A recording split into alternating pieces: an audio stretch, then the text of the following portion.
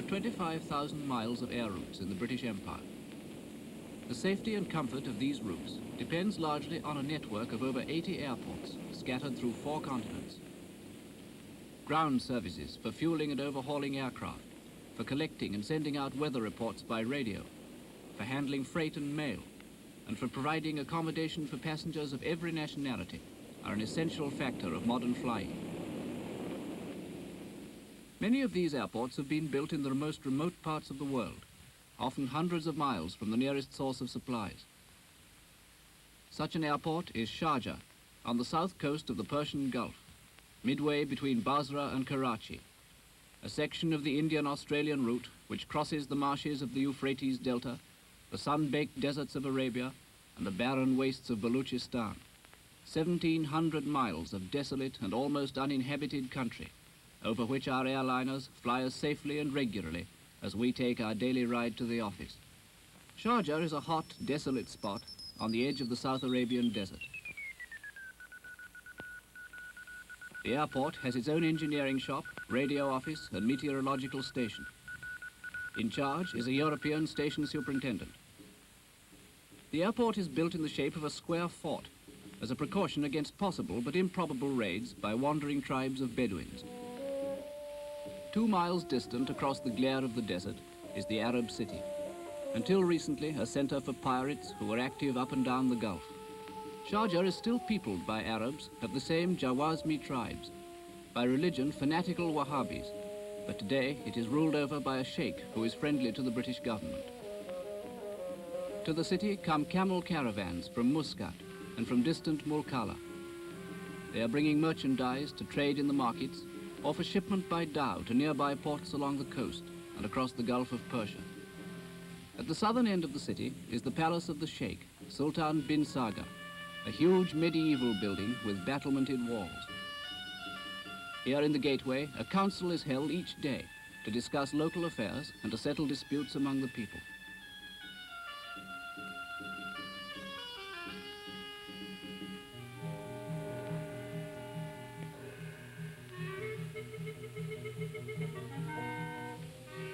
The city has a population of some 15,000 Arabs, with a sprinkling of Indian and Persian merchants. Until recently, gun running and slave dealing with Africa were a profitable business. Today, the chief labor of the people is boat building and pearl fishing. The oyster banks of the Persian Gulf begin here at Sharjah and stretch 300 miles northward along the coast to Bahrain and Kuwait. They produce the finest pearls in the world. Cows and sheep, camels and goats are traded in the markets.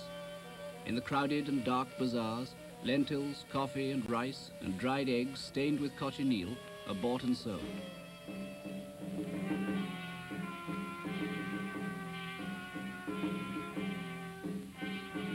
Today, as on every day, a merchant from the city is carrying to the airport across the burning desert such fresh food as the markets can provide.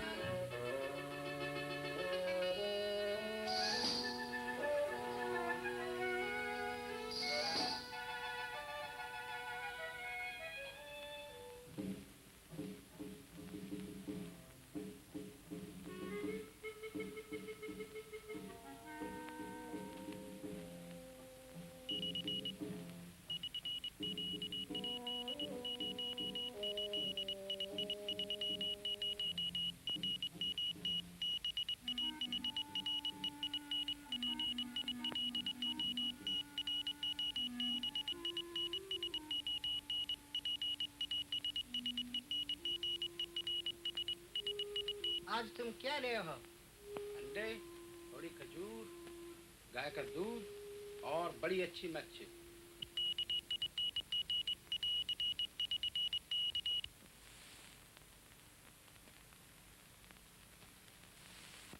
Hannah left Barry at 8:30 GMT, Captain Robinson in charge.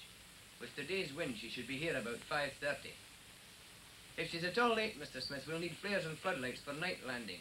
Will you please have them ready? Yeah, I'll see that's done. And Wilcoxon, would you ask the aircraft for the names of the passengers? Okay. Abbas Khan.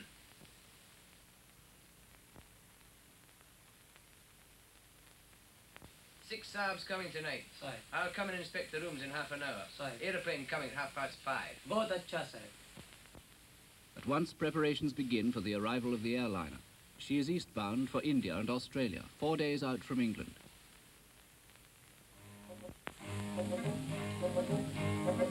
Provisions are brought from the storehouse to supplement local supplies.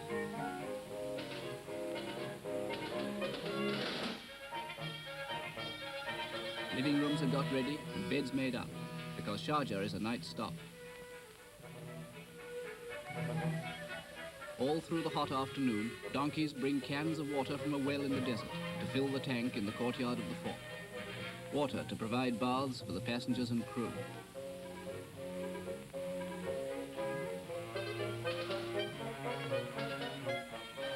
Arab merchants have brought parcels of pearls for shipment by air to dealers in Bombay and Calcutta.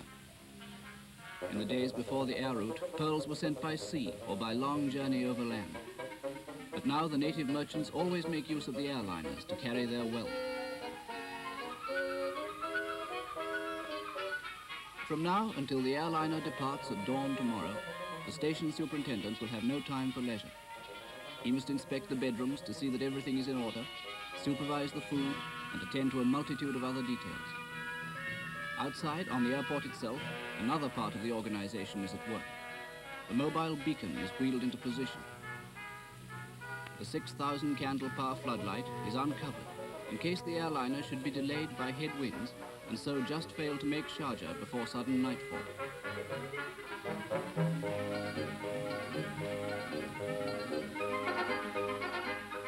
Mobile petrol pumps are got ready so that the refueling of the airliner's tanks can begin the moment she lands. The radio office in the fort keeps in constant touch with the airliner as she approaches down the Gulf. Met! Surface wind and barometric pressure, please. Right. Surface wind northwest 8 miles. Barometric pressure 1014.2 millibars. Wind northwest 8, pressure 1014.2, thanks. In the cool of the evening, half an hour before sundown, everything at the airport is ready for the machine. The Persian petrol boys passed the last few minutes with a game of cards. But their ears are alert for the aerodrome bell, which is the signal that the airliner has been sighted.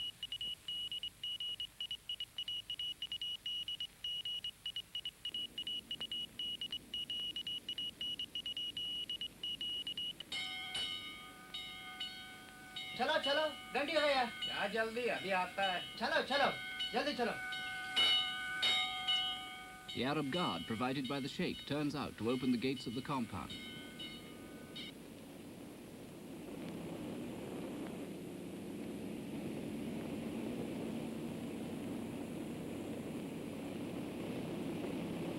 If anything should happen to the airliner, each man is liable to be punished in Arab fashion by the loss of eye or limb.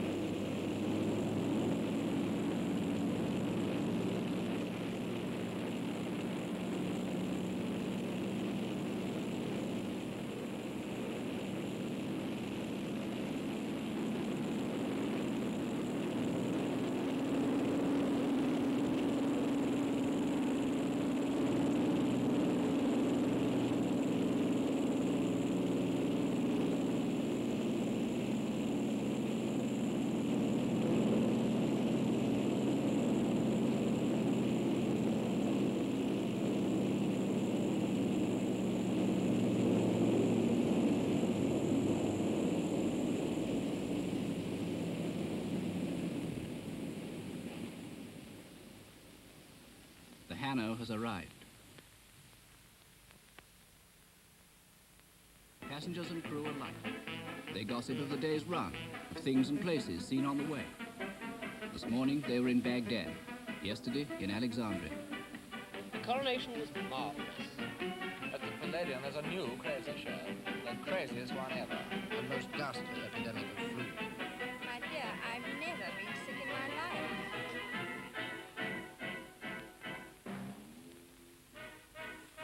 To those who live at the airport, they bring news of home 4,000 miles away. But but only 4 days distant by air. Warborough was in the club the night before I left. He asked to be remembered to you all. He's in fine fettle, whacking the old ball further and straighter than ever. Each passenger is shown his room and handed a card giving the time of tomorrow's departure, the places at which stops will be made for meals, and all other details of the day's flight. While those in the fort are preparing to eat and sleep, the engineers out on the desert aerodrome are beginning to overhaul the airliner. Through the gathering dusk and far into the night, the work of testing the engines and checking the controls goes on. The first stage of tomorrow's flight is a 450-mile hop across empty desert and shark-ridden seas.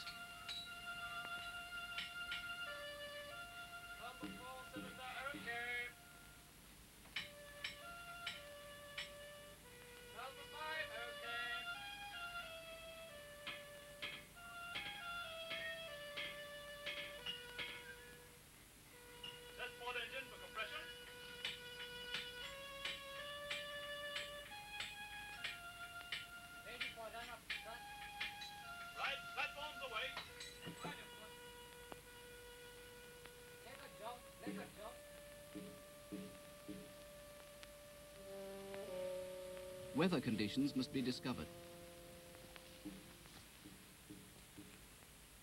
A balloon is released from the roof of the meteorological station. A small electric light is attached to the tail, and from observations of the speed of its ascent, the force and direction of the wind at different heights can be calculated. Information of the greatest importance to the pilots on tomorrow's run.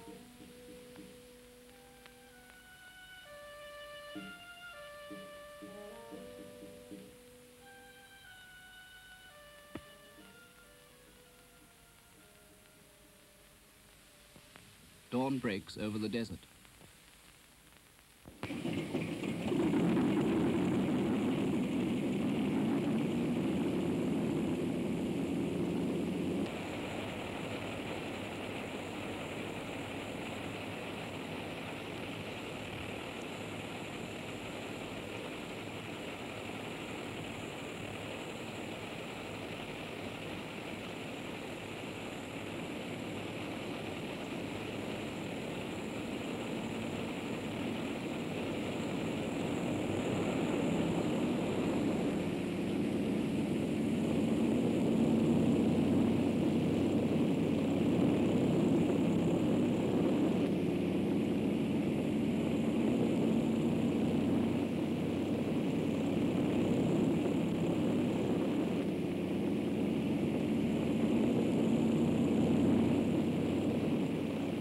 Sharjah Airport slips into the past, away over the old barriers of the earth, over desert and sea, city and village and continent. Yesterday, the blue waters of the Mediterranean. Tomorrow, the mighty rivers of India, conquering space and time, bringing into closer touch the people and nations of the world, made possible by the speed and reliability of great airliners and by the efficiency of an ever-widening organization on the ground.